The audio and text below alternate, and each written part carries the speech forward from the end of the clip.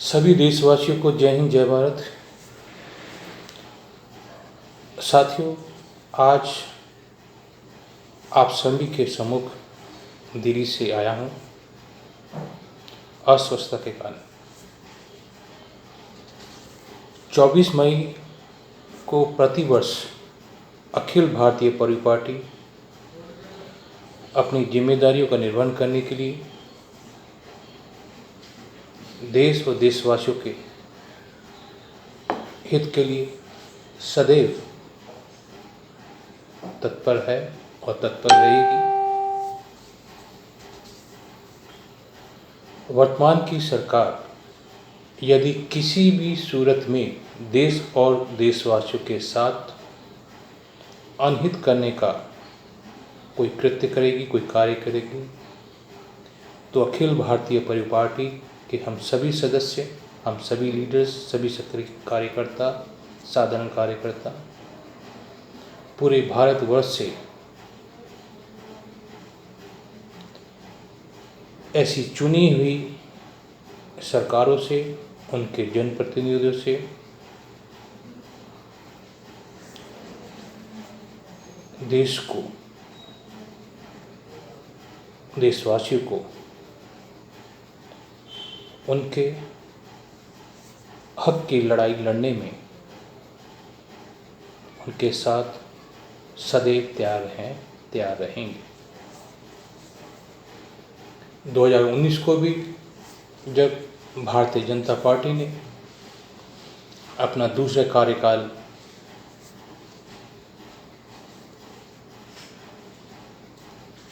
में आए तो अखिल भारतीय परिपाटी ने पूरे देश भर में प्रेस कॉन्फ्रेंस के माध्यम से सरकार को और सरकार में बैठे हुए उनके सभी जनप्रतिनिधियों को प्रेस के माध्यम से ये बताया भी कि अखिल भारतीय परिवार पार्टी के हम सभी सदस्य सरकार और आपके साथ तभी हैं जब तक आप देश और देशवासियों के हित में कार्य करते रहेंगे। यदि किसी भी सूरत में आपके कार्य देश और देशवासियों के हित में ना हुए तो अखिल भारतीय परिवार पार्टी के हम सभी सदस्य आपका पुरजोर विरोध करेंगे, जिसके लिए 2020 में हमने थाली और ताली का कार्यक्रम करके भी अपना विरोध प्रदर्शन पूरे भारतवर्ष में किया था। आज भी वर्तमान समय की परिस्थितियों में वर्तमान केंद्र सरकार द्वारा जो भी इन 7 सालों में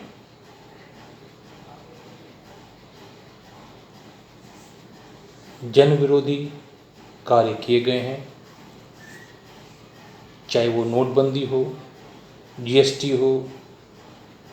एनआरसी है,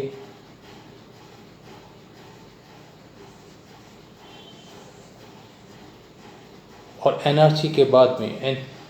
बाद में अब वर्तमान समय की परिस्थिति में कोरोना महामारी का जो हाल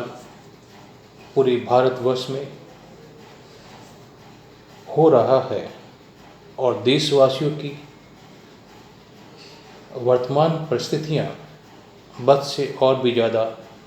बदतर हो रही हैं, उनका दोषी आखिर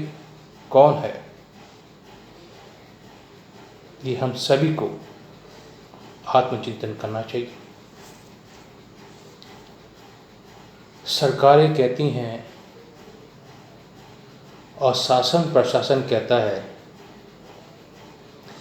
कि लोग, देशवासी सोशल डिस्टेंसिंग जो सरकार ने नियम कायदे कानून बनाए हैं उनका पालन सही तरीके से नहीं कर रहे हैं, या सरकार द्वारा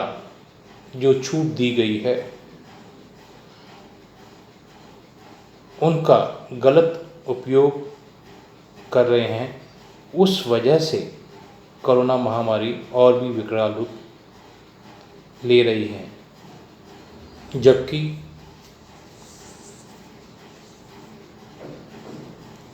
वास्तव में हो क्या रहा है, जिन जनप्रतिनिधियों और सरकारों के कंधों के ऊपर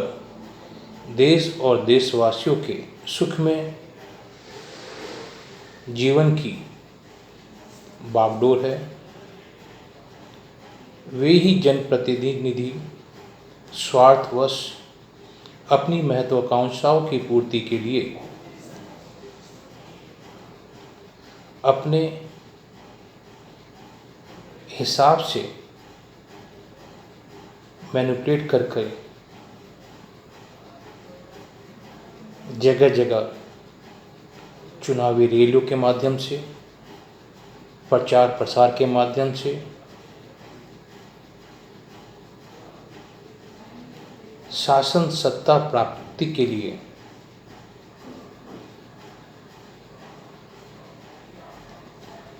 इन महामारियों को और बढ़ावा देने के लिए कार्य कर रहे हैं, जो कि हमें सोशल मीडिया के माध्यम से देखने को भी मिला और सुनने को भी मिला। जिन जनप्रतिनिधियों के ऊपर देश और देशवासियों के भविष्य की जिम्मेदारियां हैं, यदि ऐसे जिम्मेदार लोग ही अपने कर्तव्यों का पालन, अपनी जिम्मेदारियों का पालन सही ईमानदारी से, सच्ची कर्तव्यनिष्ठा से नहीं करेंगे और सारा दोष देश और देशवासियों के ऊपर डाल देंगे, तो ये कहाँ का न्यायोचित न्याय है। जिन सरकारों के ऊपर, जिन जनप्रतिनिधियों के पास देश का पूरा संसाधन उपलब्ध है, देश का पूरा तंत्र जिनके पास है,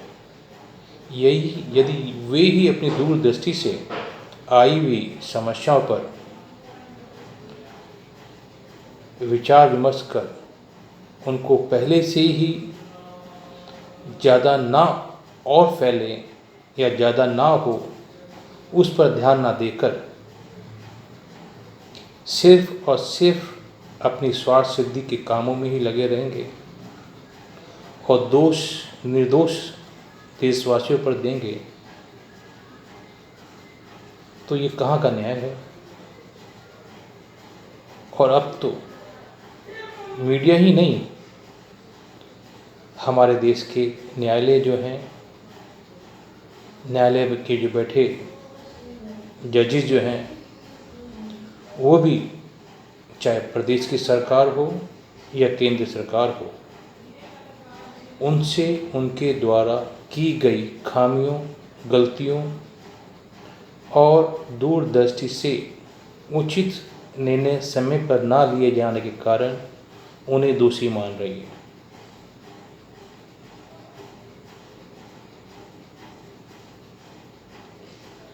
अभी भी वर्तमान सरकार पर 3 वर्ष शेष और बचे हैं। हम सभी देशवासी वर्तमान सरकार में बैठे हुए सभी शीर्ष नेतृत्व को जनप्रतिनिधियों से विनम्र निवेदन करते हैं, आप अपनी जिम्मेदारियों को समझें, देश और देशवासियों के प्रति जो आपके कर्तव्य हैं उनका सही तरीके से निर्वहन करें और जो वर्तमान समय में देश और देशवासियों की जो दुर्दशा बद से और भी बदतर हो रही है, उस पर ध्यान केंद्रित करें। आज वर्तमान समय में ऐसी दुर्दशा देशवासियों के समक्ष आ चुकी है जहां स्वास्थ्य संबंधित सेवाओं से लेकर जीवन यापन,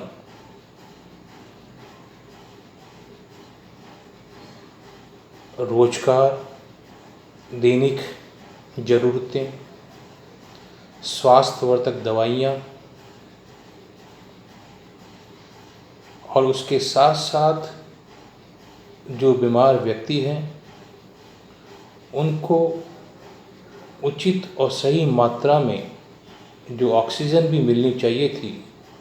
वो समय पर आपकी कुव्यवस्था के कारण, चाहे वो शासन प्रशासन की हो ये राजनीतिक लोग के समय पर ना निर्णय लिए गए सही निर्णय की वजह से हो, लेकिन वो व्यवस्थाएं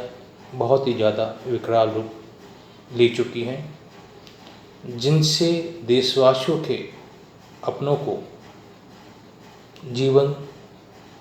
से भी हाथ धोना पड़ा। और इतना ही नहीं, आखिरी समय में शमशान घाटों पर भी उन्हें लाइनों में लगकर अपने प्रियजनों को दाह संस्कार करने का अंतिम अवसर भी प्राप्त नहीं हो पा रहा है। इसमें आप किन की खामियों को बताएंगे? जहां गरीब तबका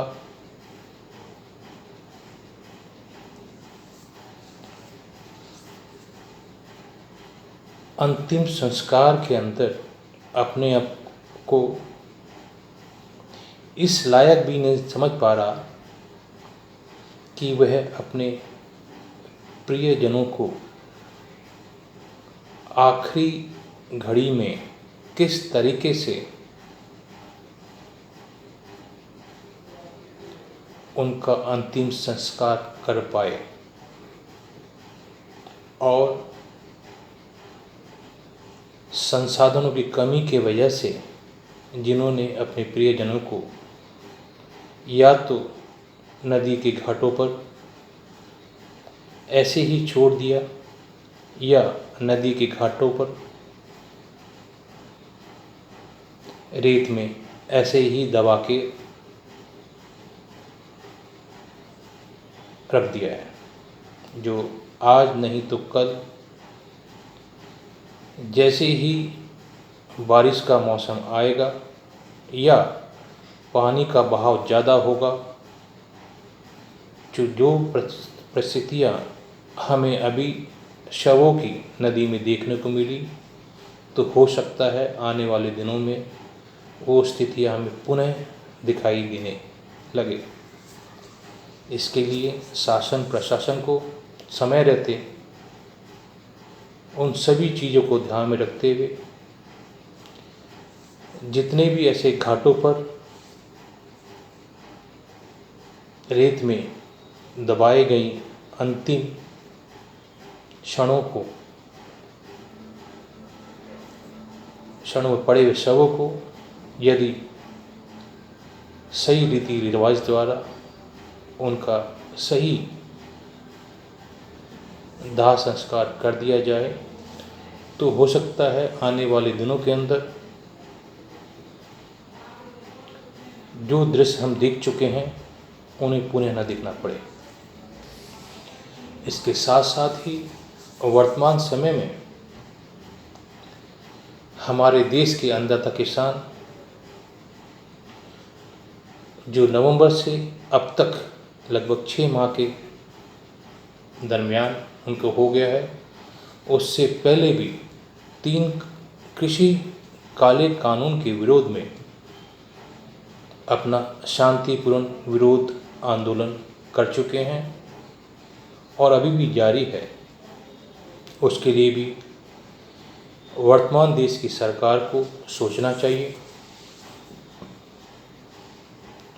उन्हें सोचना चाहिए। आप कहते हैं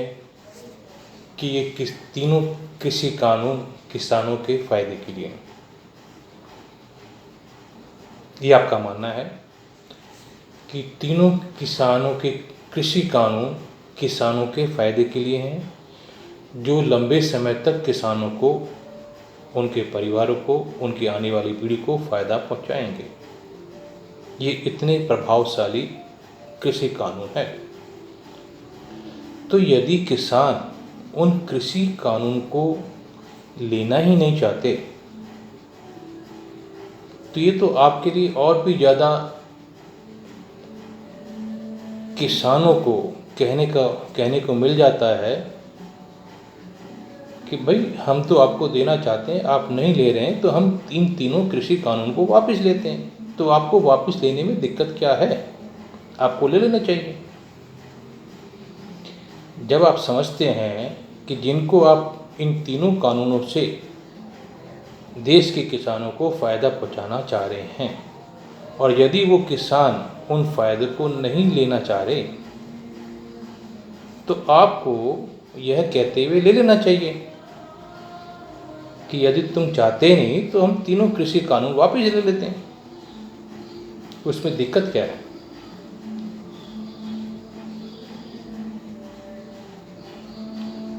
लेकिन अब इसके पीछे क्या षड्यंत्र है, ये तो आप ही जाने। लेकिन हमारा ये कहना है, अगर किसान शांतिपूर्ण ढंग से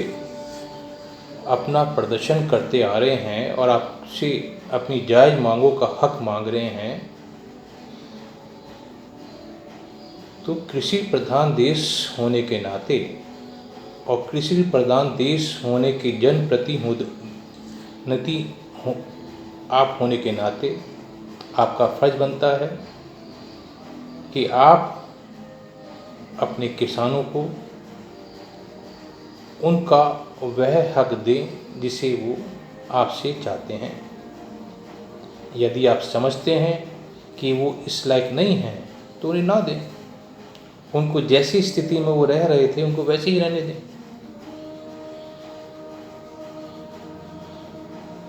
इसके साथ ही साथ अखिल भारतीय परिवर्तन पार्टी, क्योंकि शुरू से ही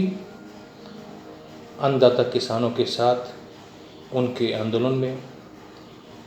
सहभागिता के तौर पर हम सभी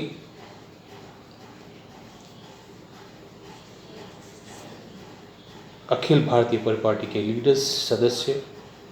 सहभागी रहे हैं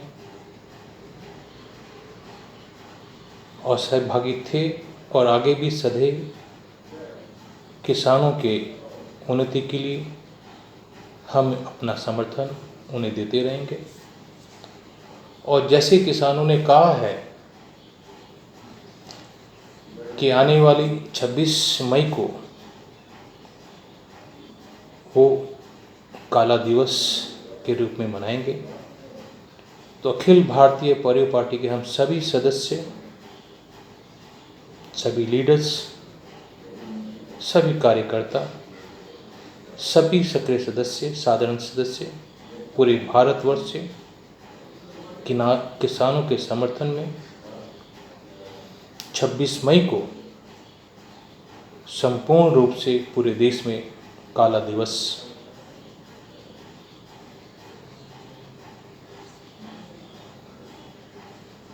चाहे हाथों पर रिबन बांधना हो, माथे पर काला रिबन बांधना हो, काले झंडे हो, किसी भी रूप में अपना विरोध प्रदर्शन पूरे भारत देश में करेंगे और सरकार से मांग करेंगे, और मांग भी करते हैं कि सरकार को जल्द से जल्द तीनों काले कृषि कानून को वापस ले लेना चाहिए और किसानों की जो जायज़ मांगे हैं उनको जल्द से जल्द स्वीकार करना चाहिए।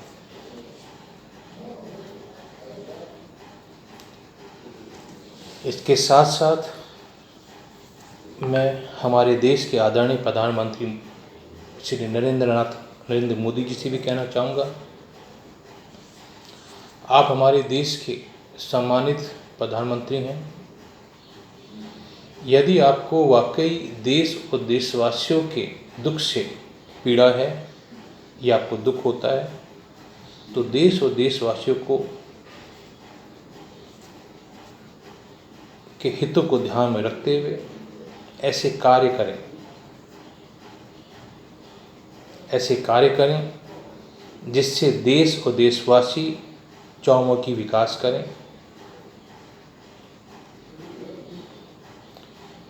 लेकिन आपके कार्य इन 7 सालों में हमें ऐसे होते हुए दिखाई नहीं दे रहे।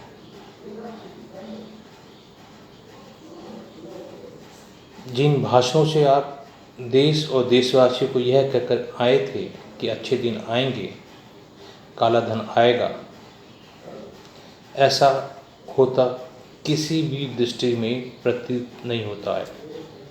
ना दिख रहा है। कहाँ आया काला धन?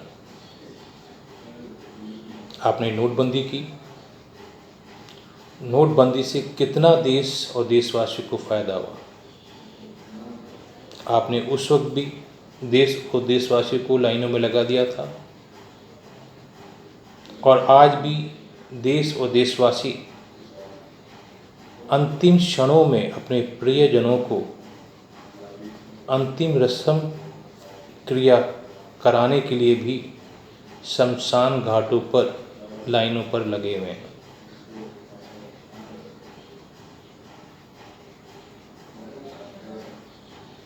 ऐसी बहुत सारी बातें हैं जो आपके संज्ञान में हैं, और आप सभी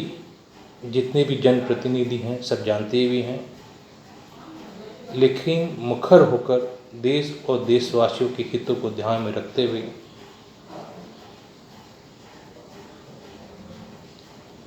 उन किए गए गलत कामों का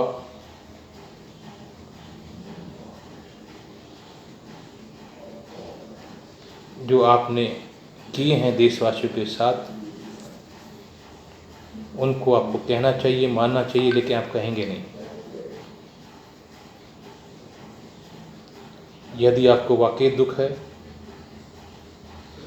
तो क्यों ये विस्टा का जो प्रोग्राम अभी नए संसद भवन का जो काम वर्तमान समय में चल रहा है, इसको कुछ समय के लिए रुकवा कर वर्तमान समय की परिस्थितियों में जो देश और देशवासियों के ऊपर गंभीर परिस्थितियाँ उत्पन्न हो रखी हैं, देशवासियों को स्वास्थ्य संबंधित समस्याओं का सामना करना पड़ रहा है,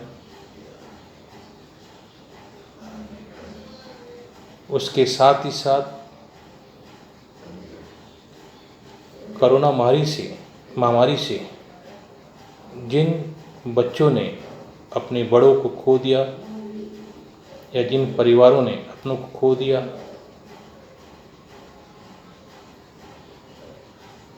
और इस कोरोना महामारी में जितने लोगों ने अपना काम धंधा, अपना व्यवसाय खो चुके हैं, जिनकी बहुत सारी आउटस्टैंडिंग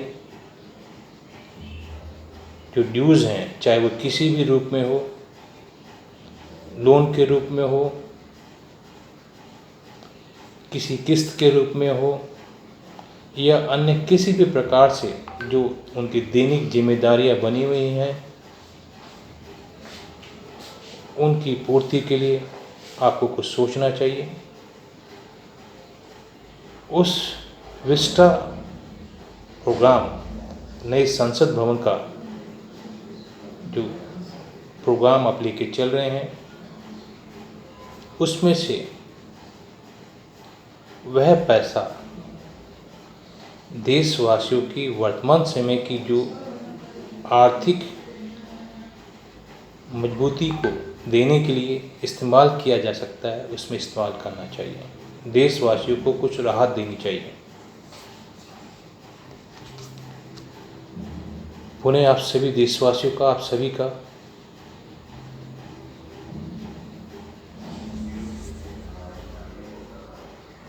कोरोना महामारी में, दुख की इस घड़ी में